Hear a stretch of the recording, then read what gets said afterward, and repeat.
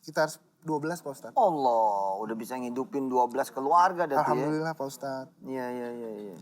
Ada impian apa Mas Edi ke depan? Aku.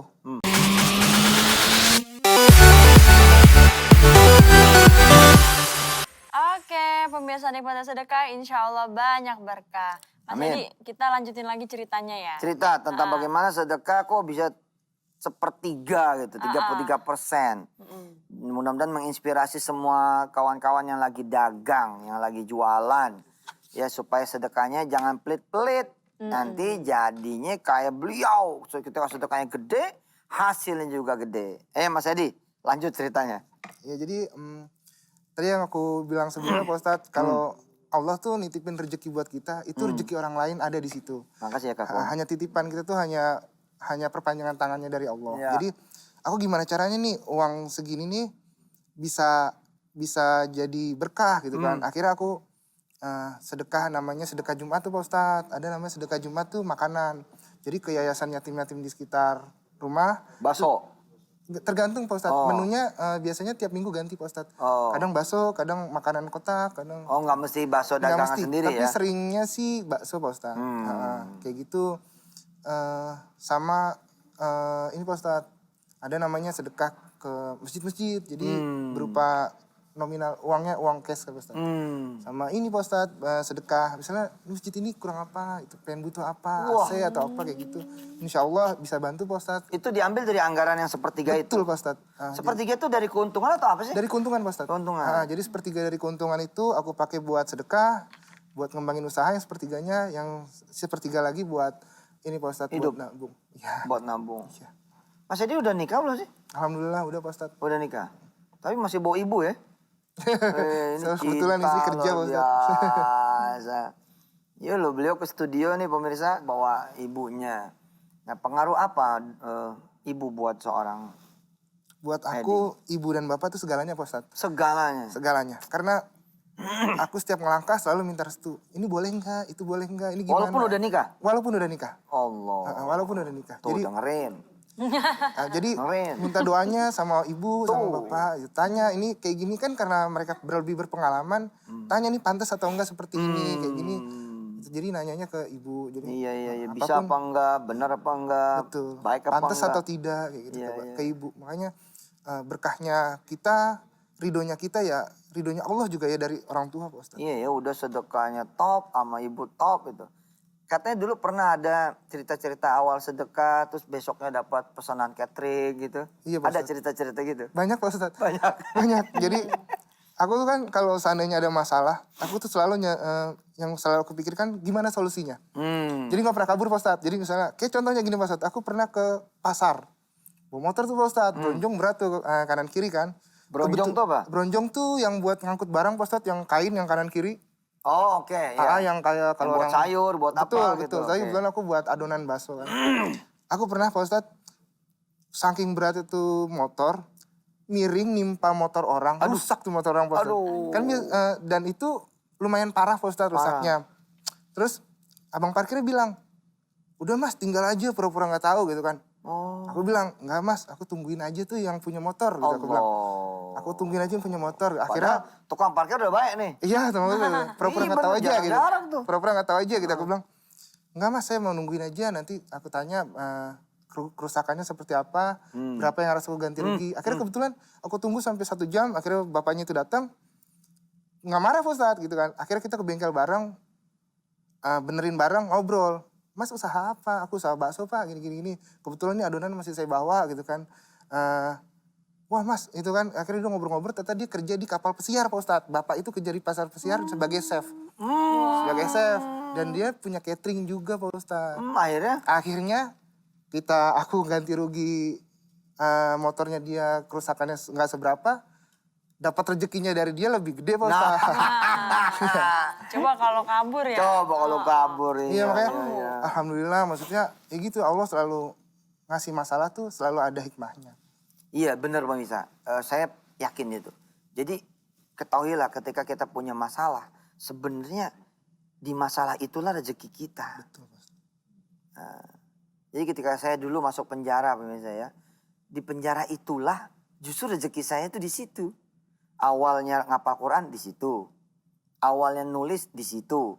Awalnya lagi bisa ceramah di situ. Iya loh, bener loh. Jadi pemirsa punya masalah sama siapa? Kadang-kadang di situ tuh rezekinya saudara. Ya, salah satu yang paling banyak misalkan Anda punya masalah dengan teman Anda. Besok itu jadi suami Anda. Jadi istri Anda, iya loh. Iya loh, bener loh. Luar biasa itu. Ya, ada orang misalkan masalah dengan penyakitnya misalkan.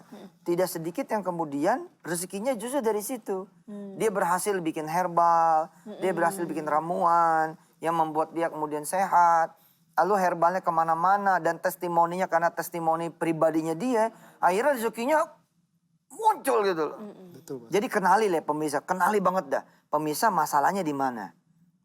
Dan coba deh, amati deh. Insya Allah rezeki pemirsa ada di masalahnya itu. Betul, Pak Ustadz. Mas Edi, kembali ke soal tadi sedekah ya. Seberapa yakin Mas Edi bahwa sedekah itu menjaga dan menyuburkan usahanya Mas Edi? Yakin 100% Pak Ustadz. Kalau kita sedekah, kita ikhlas, kita yakin apa yang kita keluarkan itu akan jadi berkah Pak Ustadz. Jadi kalau seandainya emang ibaratnya kita nggak mampu dengan sedekah uang, kita sedekah makanan atau sembako kayak gitu Pak Ustadz. Jadi supaya berkah karena kita juga didoain sama orang Pak Ustadz. Punya pengalaman ngadepin customer yang rese nggak? Banyak Pak Ustadz. Banyak. Banyak. Tapi lucu-lucu kalau aku kan nggak pernah nanggep serius dan nggak pernah. Maksudnya gimana lucu tuh? Contoh gimana? gini misalnya Pak Ustadz. Kayak customer tuh kayak rese itu misalnya gini Pak Ustadz. Set, dia kan bila mampir ke warung aku kan dia bilang gini.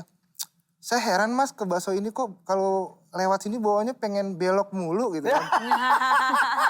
Ini nyarinya di mana sih mas gitu kan. Nyarinya di sana Pak gitu kan. Nyarinya di sana Pak gitu kan. Ketemunya 5 kali sehari ya bilang. Oh, Allah. Iya Pak. Sholat. Iya Pak Dia Ustadz. nyanyi dukunnya di mana? Yang pembeli-pembeli yang usil-usil kayak gitu banyak Pak Ustadz. Jadi kayak gitu mah aku jadiin lelucon aja gitu. Karena kalau dianggap serius kan Iya. Jatuh. Iya ini gue pengennya belok aja nih. Pakai jimat apa sih lo? Jimatnya sedekah itu ya? betul Pak Ustadz. Iya. Betul. Sekarang ada berapa karyawan Mas Edi? Sekitar 12 Pak Ustadz. Allah, udah bisa ngidupin 12 keluarga dah tuh ya. Alhamdulillah Pak Ustadz. Iya. Ada impian apa Mas Edi ke depan? Aku, impian aku haji bareng bapak ibu aku Pak Ustadz. Amin. Amin ya Amin ya Allah. Amin.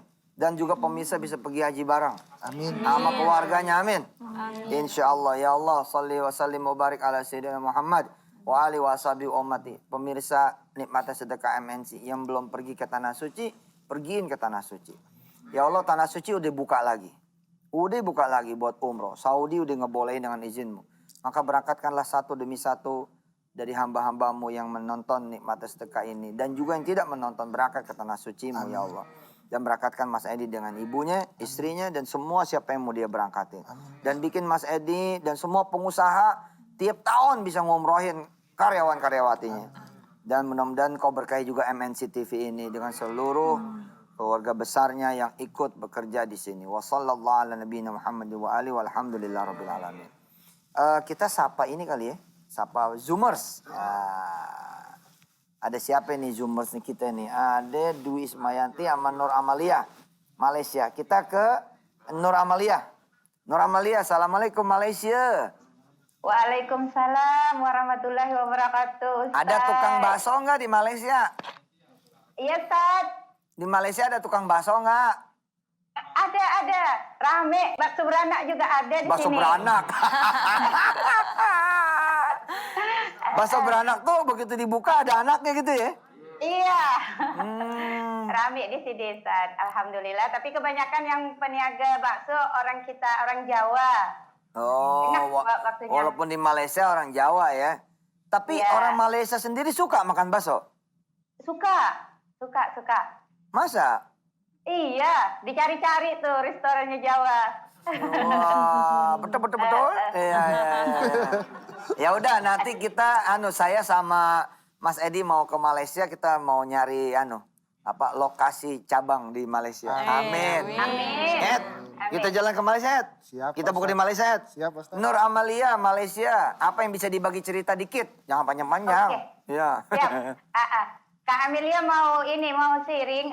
Kak Amelia tuh setiap pagi dulu waktu jadi peniaga kaki lima, Ustadz, waktu berniaga di kaki lima tuh Kak Amelia tuh simpan duit itu maksudnya tabung sedekah. Setiap pagi itu 2 ringgit buat ibu, niatnya 2 ringgit untuk rumah, 2 ringgit lagi untuk anak-anak yatim. Masya Jadi Allah. setiap hari Jumat, setiap akhir bulan, kalau kira-kira udah banyak tuh, Kak Emilia buka, Kak Emilia bagi-bagikan untuk anak-anak yatim. Habis itu yang punya ibu, itu kata mama nggak usah, pakai sendiri aja, tahu anaknya susah. Jadi dipakai sendiri aja, tapi alhamdulillah setiap kali diniatkan tuh Masya Allah berkahnya berlimpah Ustaz. Gitu. Kak Emilia boleh pergi umrah dengan anak-anak, diamanahkan menguruskan travel saudara untuk dibuka di Malaysia sekarang. Lepas itu sebelum pergi umrah, Kak Emilia itu jarah ke rumah bos suami. Habis itu orang cerita-ceritaan tentang rumah. Kak Amelia cakap, bos, saya udah berubah nih doa. Apa kata si bos? Saya bilang, saya angkat tangan seperti mana Ustadz ajar. Saya bilang gini, ya Allah, kalau saya belum dianugerahkan diberi rezeki untuk beli rumah, beri saya rezeki untuk buat masjid, ya Allah. Amin, ya Rabbal Alamin. 1 minggu aja pulang dari umrah, terus diamanahkan satu tempat. Satu tempat itu Ustadz, satu ruangan besar, cukup besar, dibagi langsung kepada suami saya. Kata owner bangunan 4 tingkat, itu ambillah katanya buat gaji kamu. Jadi kalau dihitung gaji 2.500 ringgit gajinya Ustadz untuk handle jaga bangunan itu. Jadi saya bilang sama suami, udah jangan diambil gaji. Kita buat surau aja, buat musala. Alhamdulillah musalanya sudah berdiri, Ustaz. Masya Allah. Belajar mengaji Iqra juga. Sebab untuk muridnya semua besar-besar. Sebab untuk diri saya sendiri, saya pun belum khatam mengaji. Alhamdulillah. Baik.